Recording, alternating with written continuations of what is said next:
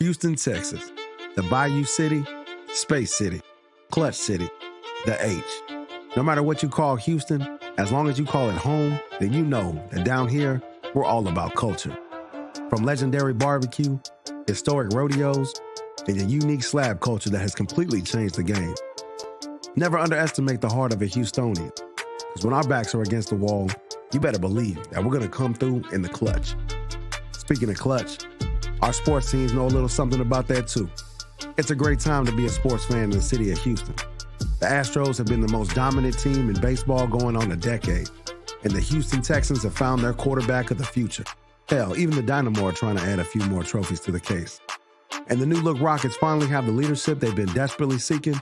With a combination of rising young stars and seasoned vets, they are looking to establish themselves as a force to be reckoned with. What more could the city ask for? How about a podcast from someone who lives and breathes with every snap, every pitch, and every tip-off at center court, just like you do. Someone who's been repping H-Town 10 toes down since he was crawling on the floor and will be until they put him in the dirt. Someone who's watched the Houston Legends put our city on the map and is ready to witness a new era of greatness. The national media ain't putting in work to cover our teams the way that you deserve. Nick Stevenson may not be the voice that Houston asked for, but he's definitely the voice that we need. So what it do, H-Town? Are you ready to hold it down for the greatest city in the world? Houston Sports State of the Union podcast, coming soon.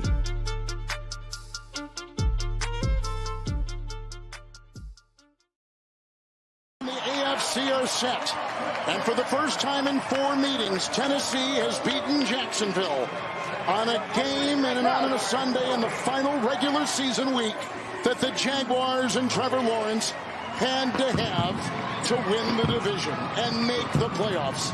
Their season is over.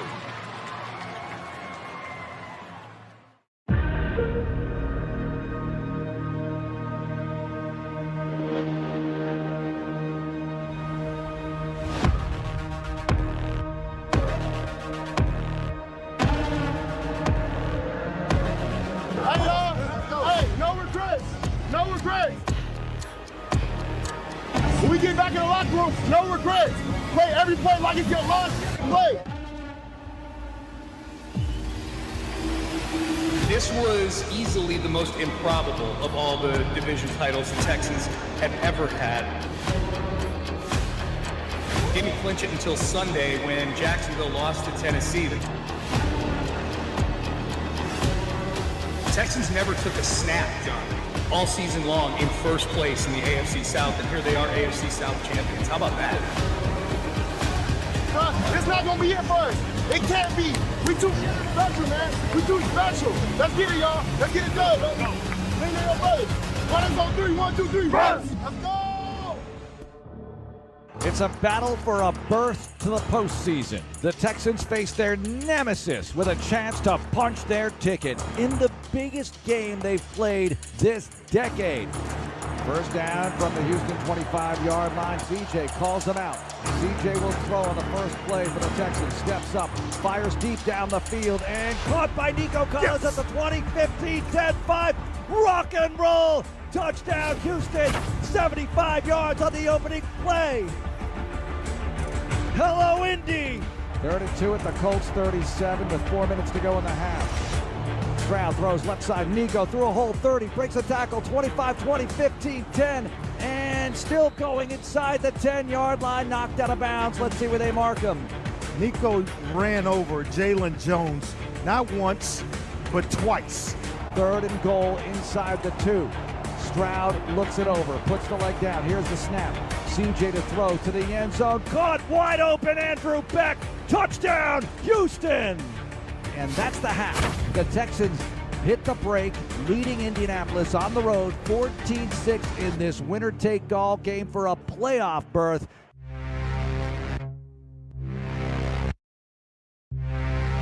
Second and a long 6, Minshew in the gun, into the throw, pumps now, over the middle he goes, and a backpedaling sit-down catch here by the tight end, Granson across the 50. Colts right up to the line, and a handoff to Taylor, hops around a tackler, he's free. 45-40, left side, 35-30, 20, 15, 10, 5, touchdown. Just like that. Jonathan Taylor to the house. As CJ hands off to Motor. It's a flea flicker. CJ steps up. Now he's going to run with it. CJ across the 50, 45, and rolls down across the 42-yard line for a first down. They'll mark him at the 41.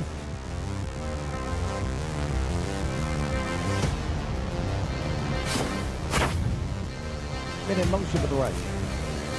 Handoff, Taylor in the backfield, blasted and brought down. Khalil Davis. Sanchez with the hold. Here's the kick. It's up, it's good, and we're tied again. It's 17.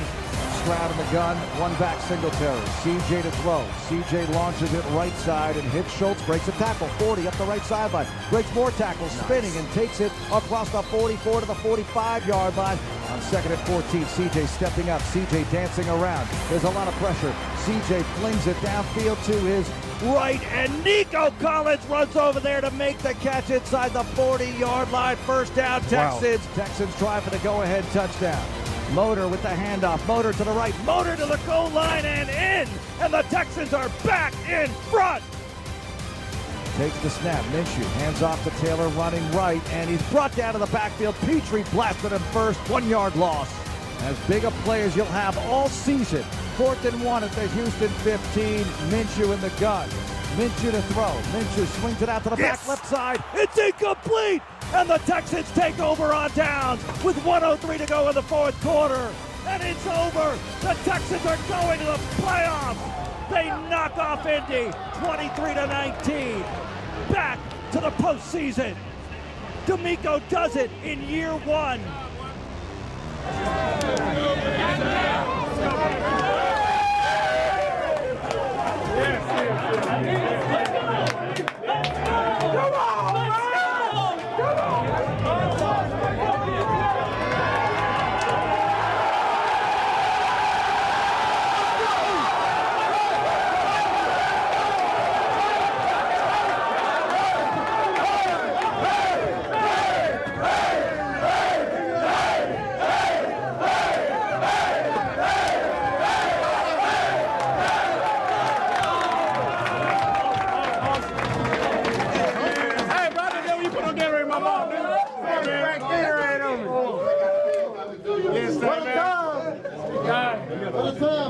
Man, love you guys, man.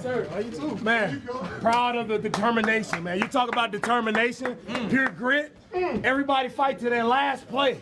Yeah. That's what it's about, man. And we punched our ticket.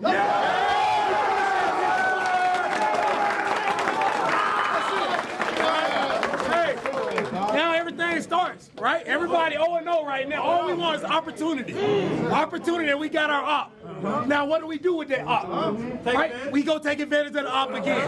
No doubt about it. Love you guys, man. Love the work. This is a huge accomplishment, man. First time this organization's been to the playoffs since, I think, 2019. All right? Again, nobody matter. It doesn't matter what people say on the outside. It's about the men in this room. Continue to believe in each other. Continue to fight every single snap.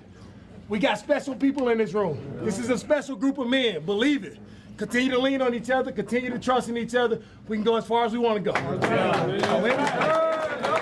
We talk about not having no regrets, man. I'm so proud of this team, bro. I'm so proud of this team. But what we do, man, we just gave ourselves an op, like Coach says. Bring it up. I know what time it is. Texans!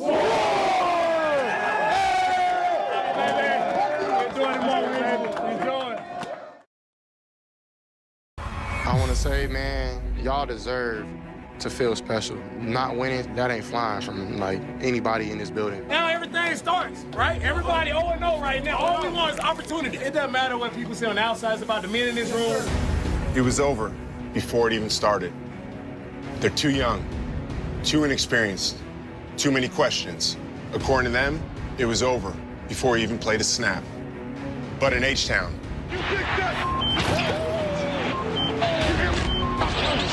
we know anything can happen. It's intercepted. Watt takes it across the 15, 10, rock and roll. Touchdown, Texans. Pick 6. Andre Johnson across the 10, 5. The Texans win it. We're here now, and we ain't knocking. We're busting the door down. You need to lock the gates when we come to your house. We taking everything. As our guys say, we didn't come this far just to come this far. How bad do you really want it? It's right in front of us, and we just got to go in and get it. Here's it out for Collins. He's got it. An emotional C.J. Stroud gets his young team into the postseason. All those heart-stopping moments. Stroud makes the connection with Brown. Touchdown. Andrew Bennett. Did we just see what we just saw? Impossible comebacks. And now, can they win it? Stroud. To the end zone. Touchdown. This young man is special.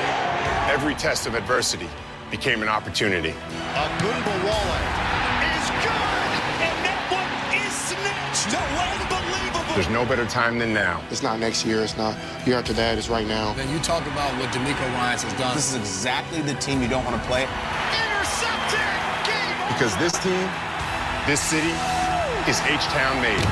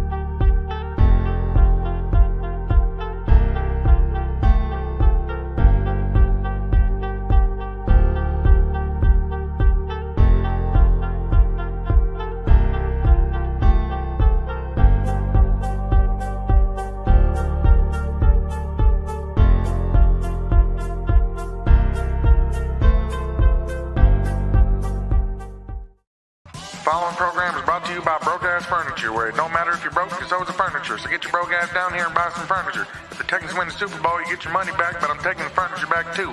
Dial 1-800-BROKE-AF and ask for Futon Frank. Broke Ass Furniture saves you money!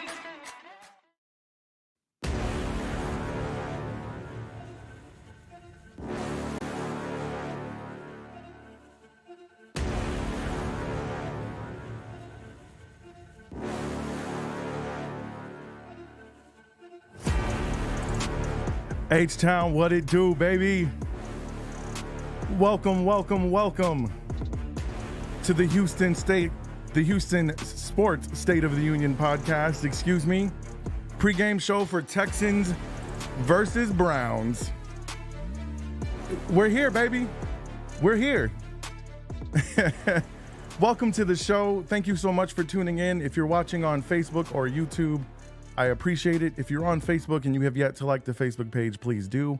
If you have yet to subscribe to the YouTube channel, please do that as well. Houston Sports State of the Union podcast is coming in February on all platforms: Apple, Spotify, Amazon, YouTube, iHeartRadio. Anywhere you listen to podcasts, anywhere you watch podcasts, you can check out the show. And so I'm looking really forward to that. And I'm excited today to be doing a pregame show for a Texans playoff game. I'm so glad to have you guys here. Once again, please participate in the chat. And let's get lathered up for this game together. The Houston Texans shocked the world. Nobody at the beginning of the season expected that the Houston Texans would not only make the playoffs, but win the division, they gave them no chance. And it really started from the draft.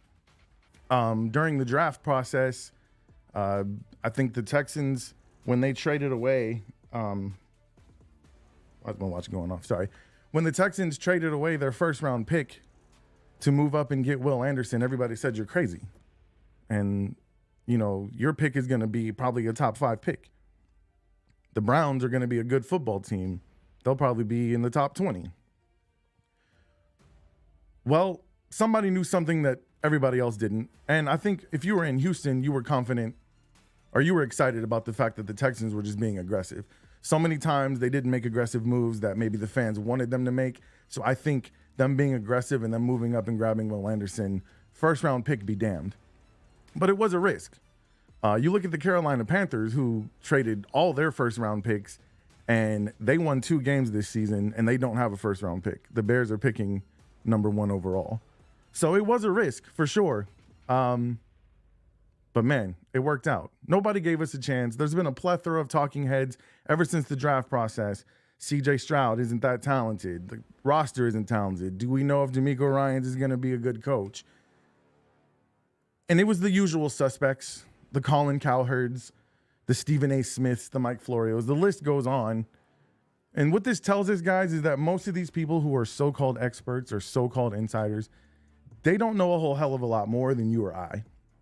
As a matter of fact, in some instances, we are paying closer attention to what's going on with our teams. We know more than they do. And honestly, that's why I'm here. That's why I'm doing the Houston Sports State of the Union podcast. That's why I'm up doing this show on less than 3 hours of sleep. I have to work tonight. I got off of work this morning at about 7 a.m. I came home, took a little nap, but I'm psyched, man. I'm ready to do this show. The crazy thing about that is that the Texans, when they clinched, they were darlings for about 4 or 5 days. You know, they were the Cinderella story. But pretty much everybody is back now to doubting the Texans' ability to win this playoff game. It's a home playoff game, but they are underdogs, and we'll get into that later. What I want to hear from you guys, though, in the chat, live chat, and I'll take phone calls also at some point. But I want to know, scale to 1 to 10, how confident are you in the Texans' ability to pull off this upset today? I know that sounds weird to say because it's a home game, but it would be an upset. And we're going to get into some of the reasons why. Now, look, I'm a homer. I love the Texans. I got up and I spray painted this jersey on my fat ass today because I wanted to represent. And it doesn't matter that I'm going to be working till 6 o'clock tomorrow morning or longer. I wanted to do this show. I wanted to talk to the fans. And I wanted to get us lathered up for this game together. But on a scale of 1 to 10, let me know in the chat. And I'll take some phone calls later if you guys want. What is your confidence in the Houston Texans' ability to win this matchup? Let's talk about the matchup. There's a reason the Texans are not favored in this game, I think. But as we always say, any given Sunday. Now, let's start with the week 1 matchup. I'm sorry, not week 1. The first matchup between the Texans and the Browns in week 16. Obviously, that did not go well. Amari Cooper,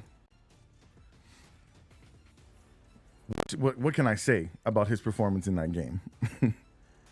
He set a franchise record, 265 yards, 11 receptions, 24.1 yards per catch, 2 touchdowns. He had a long of 75.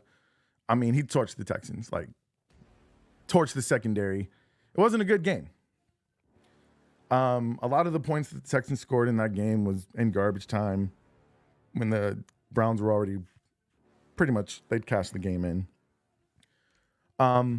So that's probably one of the reasons that people have a bad taste in their mouth about that game, and they're not a whole lot confident in the Texans' ability to win this game. However, I think this is the week that the Texans get that lick back. Jalen Petrie did not have a good game. Matter of fact, I think at one point he got benched in that game. I am expecting him to come with some pride, knowing that he got torched in the last game, and I expect him to step up big time. I know the scheme doesn't always allow it, but you have got to get Derek Stingley Jr. on this dude as much as possible. And I know they're going to move him around, but you got to get him on him as much as possible. And then, the corners, I think the corners, they got to be solid, but the safeties is really, they can't give up those busted coverage touchdowns again. That's going to be a problem. And Joe Flacco also in that game, I mean, it wasn't a good game. Now, our most significant pass rushers were missing. I believe Grenard and Will Anderson were missing from that game, if I'm not mistaken. Also, Malik Collins, Sheldon Rankins, we had a lot of guys out on defense. And that's why I'm a little bit more confident in our ability to win this game today. Let's compare season stats. I guess we'll start with total defense because that's where the Texans are going to have the biggest problem matching up against a defense that's an offense. See, I need my glasses, bro. What is happening here? Once again, bear with me. Nick Stevenson is new to StreamYard and still trying to make this thing work. I may be the president of Houston Sports Nation, but I don't pretend to be flawless. All right, we need total defense. There we go. All righty.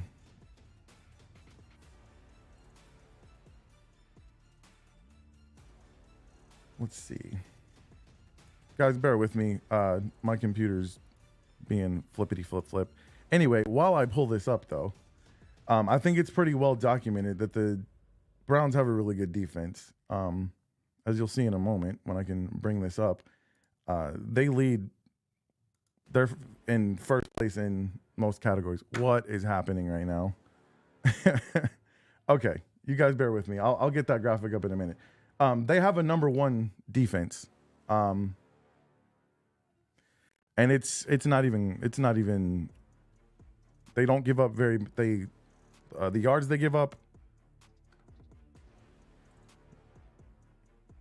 You guys let me know if I'm still on. Yeah. So, anyways, we know that they have a very tough defense. We'll go ahead and look at the offense's numbers until I can bring that up. Offensively, they're pretty middle of the pack. They do rush the ball really well. It's something that the Texans have not done well all season. Lately, it's gotten better. But I'm going to give you guys the same information I gave you about the Colts game. The good news for the Texans is they have one thing on offense and defense that they do on an elite level. They stop the run at an elite level. They pass at an elite level. Now, when you're going up against the number one defense in the league, that's going to be tough. So one of the big issues when you talk about this matchup is that the Cleveland Browns are number one on third down. The Texans are pretty decent on third down, and that's going to be the down where, once again, Dalton Schultz is going to have to step up. I think they're going to be all over Nico Collins. So third down is probably where those X factors are going to have to kick in. And so the one thing that the Browns don't do very well, though, is they don't stop people from scoring when they get in the red zone. Now, good luck getting into the red zone against them. That's going to be tough. But the Texans have been really good on third down. I believe they're seventh on third down, according to that graphic. Let's do it one more time. Yeah, on third down, I'm sorry, they're 19th on third down. Their third down defense is extremely good as well, though. So that's going to be really. Are you going to be able to make third down conversions? I mean, I'm not trying to sound like I'm breaking the Da Vinci Code here. At the end of the day, a lot of talking heads try to sound really smart about really basic stuff. Look, move the ball, convert your third downs, score touchdowns when you're in the red zone, not field goals. And that's going to be tough. But I think the Texans can do it. Definitely. All right, let's go to some of this chat. I want to hear what some of you guys are saying about your confidence ability. My man, Trook Jones, says 8.5. He's going with a decimal. So, I mean, that's good. It's not an 8. It's not a 9. But I would say 8.5 is pretty confident. My man Craig says 8. 8 is a very trending number in here right now. Trook Jones, he says 1.5 in prior years, but at 8.5 now. I feel you, brother. Absolutely. Absolutely. Let's see. If we get to more than average Joe, we win hands down. My brother, thank you so much for that. I agree with you 100%, and that's going to be a part of my keys to the game when I'm able to bring that up as well. Having some technical difficulties. I appreciate you guys bearing with me. Let's talk about some of these keys to the game since we're on the subject. Very similar to last week's. Number 1, protect CJ Stroud. The safeties have got to play well in this game. Once again, Amari Cooper torched the secondary, and there was a lot of busted coverage. Jalen Petrie didn't have a great game. I think he's going to have a good game today if the Texans want to get out with the dub. Once again, no dumb penalties. Guys, even though they won in Week 18, they had 11 penalties for 69 yards. And I was screaming at the TV the whole time because that was in my keys to the game and that pregame. No dumb penalties. And then number 4, just like my man Trook Jones said, they got to get to Flacco. I mean, I think that like he was mobile in the pocket last game. He was running around looking like Patrick Mahomes a couple of times. Like, that cannot happen. Not in this playoff game. Like, that will get you beat. If you're not going to be able to get pressure on Flacco, who's pretty much a statue, you're going to have a hard time winning this game. And then, as always, my stone cold lock key to the game. I guarantee you if the Texans have more points than the Browns at the end of the game, they will win. Speaking of Joe Flacco, let's go ahead and look at this quarterback matchup. Joe Flacco only played 5 games. Technically, the Browns had a bye week because they'd clinched already. They didn't play any of their players in Week 18. So that might be an advantage for them as well. They got kind of a default bye week. Joe Flacco's played 5 games, completed 64.3% of his passes, 1,616 yards, 13 touchdowns, 8 interceptions. That is also going to be a key. The reason you want to pressure Joe Flacco is because he throws at least 1 interception per game since he's been playing for the Browns. And then we all know the great year that CJ Stroud had. Very good completion percentage. I believe he's number 1 in pass yards per game and like number 7 in total pass yards. 23 touchdowns, 5 interceptions, leads the league in touchdown to interception ratio, 9-6 record. Look, man, it's going to be tough. I'm not going to sit here and sugarcoat it, man, but I say the same thing I said last week when somebody asked me about this team when we thought they might have to go on the road and play in bad weather, which are you guys, thank God the Texans are not playing Kansas City. It's going to be like 4 degrees with a wind chill of like negative 30. I don't want no parts of that. Keep the roof closed today. It's probably too cold outside as it is. It's in the 40s. It might be in the 50s now. Like, I don't want no parts of that. Everybody else in the playoffs is mostly cold weather cities, though, man. So it's going to be tough. How about we get a now the Super Bowl is going to be indoors. Dare I say, the Texans could play an indoor game in the Super Bowl. I don't want to get ahead of myself, man. We got to win this game first. But I said when somebody asked me about, I'm getting off topic. When somebody asked me about my confidence in the Texans' ability to win a cold weather game, I said, look, man, if number 7 is under center, then I'll take my chances, man. I mean, this kid has proven every doubter wrong. That stupid test that he took at the beginning of the year and everybody said he was dumb, and he ended up having one of the best rookie seasons in the history of the NFL. Let's get to this chat. We got some people. My brother is advocating for, I believe he meant Bounty Gate. Okay, we don't want to kill anybody, but I know what you mean. You want to kill him like in a Captain Insano kind of way, you know? We got Rom in the building. What's up, man? He said, let's bring it home to Houston. That's what I'm talking about, man. F the doo-doo Browns. I feel you, man. You know, there was a lot of Browns talking trash in my GMs and in my chats, but none of them showed up. That's weird. My man Craig Rouse says the D-line will be all over him. That is true. We're talking about the injury report, and the last injury report I have here is Thursday's injury report, and it doesn't even have those players that you were speaking about on it for some reason, but a couple people got hurt in practice. Denzel Ward's a big one. Now, they're saying he's going to go. He's their best corner. That's probably the guy who's going to be all over Nico Collins for most of the game. Even if he's not 100%, like, that's going to hurt, you know? If he's playing, that's good, but if he's not 100%, then that's going to be an opportunity for the Texans to take advantage of that. Truk Jones says, if Stroud heard the doubters, he will perform well on offense. Well, he heard them. I don't know if you saw him on the Pat McAfee show, but they let him know that Stephen A. Smith said that the Texans have no chance to beat the Browns. No chance. Look, man, it's been said before, and I think as Houston sports fans, sometimes we fall into this trap of being pessimistic. But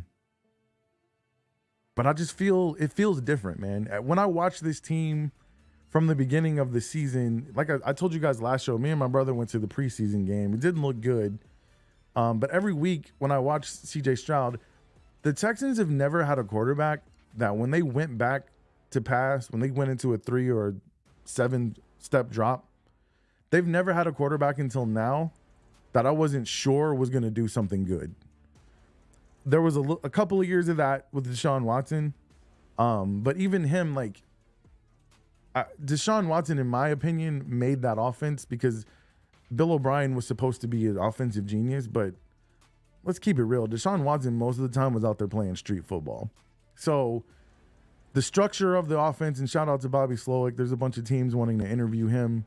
I hope he stays. I don't think he's ready to be a head coach yet. And I think he probably knows that. And when you get to coach somebody like CJ Stroud, like every year that CJ Stroud improves, that's just building your resume even further. And then you can have whatever job you want. Carolina wants to interview Bobby Slowick. Bobby, listen, I don't know if you're watching or not. You're probably getting ready for a football game. But look, brother, you don't want no parts of Carolina. Carolina is a dumpster fire. And I'm saying that as a Texans fan. Like, I understand our history, and we were a dumpster fire as well. But Carolina, man, you do not want to be a Carolina Panthers fan. That is for sure. So, well, let's get into these betting odds really quick because the reason that, the Texans are a 2.5-point underdog. The money line has the Browns at a minus 145. That means you have to pay $145 to win 100. The Texans are a plus 120, so you bet 100, you make 120. It's a home game. It's CJ Stroud. I'm not betting against this team, man. If I had the money to spare, I'd throw down on that one. I'd throw a few hundred on it. The over-under is 44.5. What do you guys think? Is it going to be over or under that? What's funny about these playoff games is sometimes we think we know what's going to happen. And we predict, it's going to be a defensive game. And then it ends up being like 48-37, like something crazy. I think it's going to be a low-scoring game. I think if it's a high-scoring game, and I know this sounds weird coming off of what happened in Week 16, but I think if it's a high-scoring game, that's advantage Texans. I think if CJ Stroud can get the passing game going, if Motor can get that run game going, and look, man, another thing that's well documented, and I had a graphic, but I can't show it to you. The Browns are completely different defensively when they're on the road. Like their defense at home, they're like the 85 Bears damn near. But on the road, they're not good. And like I said, if you get in the red zone on them, you're probably scoring 6. So that's going to be the key. In between the 20s, if you can convert on your third downs, make positive plays on first. I know it is simple. But if the Texans do that, man, I give them a shot to win this game. I really do. Let's take a look at the Texans injury report really quick. If there are any updates, once again, this is Thursday. I'm assuming that all of these questionables are playing. Jonathan Grenard, Sheldon Rankins did not play the last time. Those are huge Grenard was listed questionable on Thursday. I hope he plays. We need him. I hope everybody. I mean, obviously Jerry Hughes. That's big. But Denzel Perriman, 2020. There's a lot of linebackers and ends who have showed up and showed out, man. So look, man, NRG Stadium.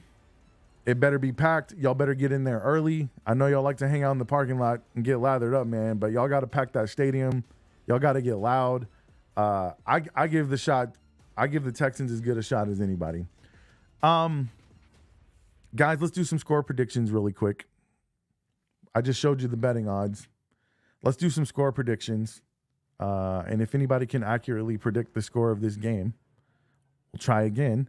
I want to give you guys some free swag. I'm going to give you a shirt and a cap from the Houston Sports State of the Union podcast. Rom says he is expecting a high-scoring game. Well, brother, if you're right, then I'm going to ask you for lottery numbers because the odds of that happening are not great. But hey, man, any given Sunday, right? Thank you, Craig. He says that yesterday they said JG is supposed to play. If he plays, man, that's huge. Obviously, he's their leading sack getter. It's going to take pressure to let Will Anderson Jr. loose. It's going to be huge. I mean, imagine if both of these teams came in fully healthy, this game would probably be the Sunday primetime game. If I had to guess, if Deshaun Watson was there, if Tank Dell was there, like if both of these teams fully healthy with all the storylines, I think it definitely would have been a primetime game at minimum. All right, we got some score predictions here. Mark Gardner says 31-27 Texans. I like it.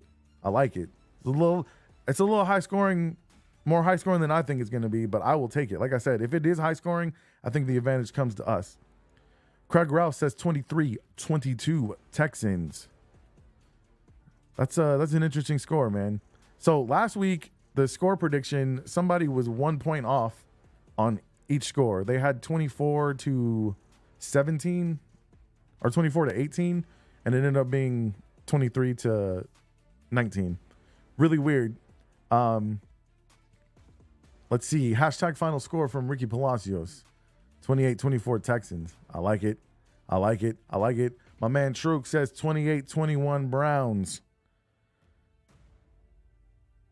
I'm loving the energy, man. And here's the thing, man. Let's just talk about the fact that we have a football team that we have confidence in.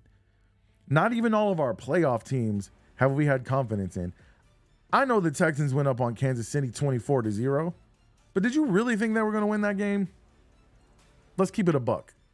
Against that Kansas City team, I'm not really all that scared of Kansas City this year, but that Kansas City team, you know, sometimes, like I said, as Houston sports fans, we're always expecting the other shoe to drop. But that's got to change, and that's why I'm here.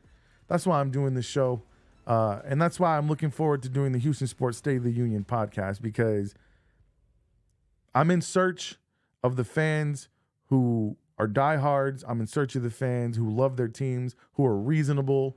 But yeah, I'm in search of the Houston sports fan. I don't want the guy who roots for the Cowboys and the Texans. I mean, you can listen if you want to, but I'm not going to claim to represent you. I don't like the Cowboys/Astros fan. That's not what Houston Sports Nation is about. Houston Sports Nation is if you rep Houston, H-Town, 10 toes down. It's Rockets, it's Astros, it's Texans, it's Dynamo. Hell, it's the Arrows if they ever come back. Like, if you're repping H-Town 10 toes down, this show is for you. I want you guys to come back. I hope I'll be doing another pregame show for a playoff game. That'd be lovely. Unfortunately, I will not be doing a postgame show tonight because I will be at work. But I would like to shout out to my daughter really quick. I want to wish her a very happy 18th birthday coming up on the 15th. We're doing a party for her tomorrow. After that gets cleaned up and we're done celebrating her and her turning 18, I might hop on this computer and maybe we'll talk about this game tomorrow. Hopefully we'll be talking about a Texans win. Do I have any more score predictions before I got out of here? I want to thank you guys so much, man. Listen, there were so many options you had to go to and watch pregame for this game. Lots of options. You got ESPN, you got Fox, you got CBS, ESPN, all of it. But you came here, man. I can't tell you enough how much that means to me. And I really appreciate it. And I think that there's a thirst, especially as Houston fans. Like, I said it in my trailer, the national media ain't covering our teams the way that we deserve. And that's one of the reasons I'm starting this podcast. And I'm looking very much forward to doing this and meeting so many more of you. I want the Houston Sports Nation to continue to grow. I'm looking forward to it, man. I'm looking forward to this game. Mark Gardner, much love, brother. I love this podcast. Thank you so much, man. Like, I can't explain to you how much that means to me. And you guys are the reason that I'm cool with getting 3 hours of sleep, hopping on this thing, and talking about Houston sports, man. There's so many crazy things going on in the world. And, you know, I used to do a podcast where we talked about some of the more serious things. And it's okay. It's okay to have a little distraction every now and again. And the Houston Texans have been a great distraction. Sports in general is a very community building thing. And I love talking about sports. Look, I asked a bunch of Browns fans to show up too. Because look, man, we can have some friendly trash talk. None of them showed up. I hope that means the Browns aren't showing up in this game either, because the Texans, look, man, if the Texans win this game, I don't even want to know how crazy it's going to be for the pregame of whoever they play next. I don't even care. Like, I don't even care who they play next. Win this game, and H-Town, it's going to be live, man. So listen, guys, if y'all don't have any more score predictions, I'm going to get us out of here. Once again, thank you so much. Please, if you're watching on YouTube, please subscribe, hit that notification bell so you get a notification. Every weekend, I try to do a Houston sports weekend review and just kind of recap everything that happened in Houston sports. It's a great time to be a Houston sports fan right now, man. I used to do an old podcast called the Smells Like Middle-Aged Spirit podcast. And every time we did our sports highlights, we would end the show with, in conclusion, the Texans still suck, the Rockets still suck, and the Astros are still the 2017 World Series champions. That's not the case anymore, man. We don't have to say that. The Rockets are good.